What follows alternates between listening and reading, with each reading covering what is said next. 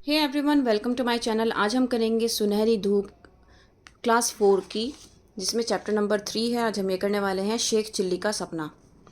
एक दिन शेख चिल्ली की अम्मी ने उससे कहा, बेटा अब तुम बड़े हो गए हो, तुम्हें कुछ काम धंधा करना चाहिए। ये उसकी मदर बोल रही हैं। शेख चिल्ली बोला, लेकिन मुझे तो कोई भी काम नहीं आता। तो उसकी मदर बोली, बेटा कुछ ना कुछ तो तुम्हें करना ही होगा। शेख चिल्ली मेहनत से नहीं घबराता था, मगर ख्याली पुलाव बहुत बनाता था। मतलब मन ही मन सोचता रहता था, उसके दिमाग में ना चलता बहुत रहता था कि मैं ऐसा करूँगा, लेकिन करता नहीं था। मस्ती में झूमता हुआ वह बाहर निकल पड़ा। रास्ते में एक सेठ अंडों का टोकरा पकड़े परेशान हालत में खड़ा था।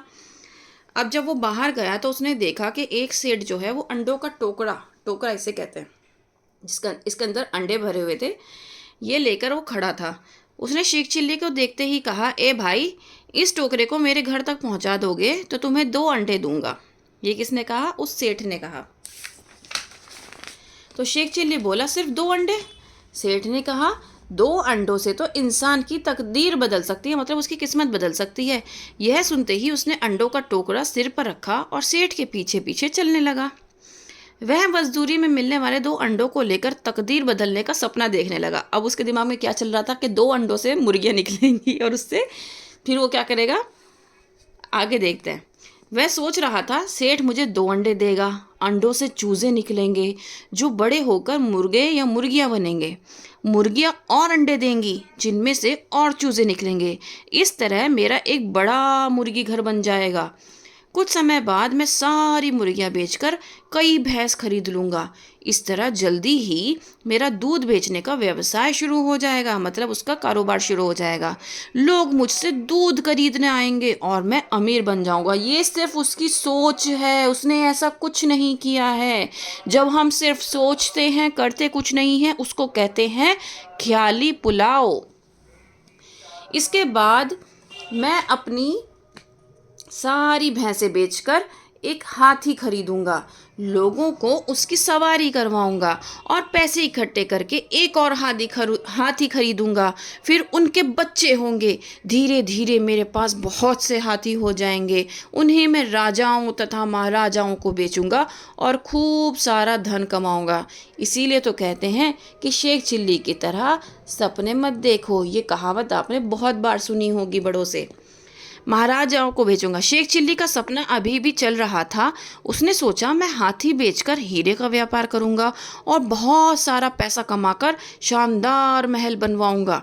फिर मैं शादी कर लूँगा। फिर बच्चे होंगे, वे लाड प्यार से मेरे सिर पर चढ़ेंगे। जब ज़्यादा तंग करेंगे तो मैं उन्हें यूं झटक दिया करूँगा। यह सोचते हुए शेख चिल्ली ने अपने सिर पर रखे टोकरे को झटके से सामने फेंक दिया।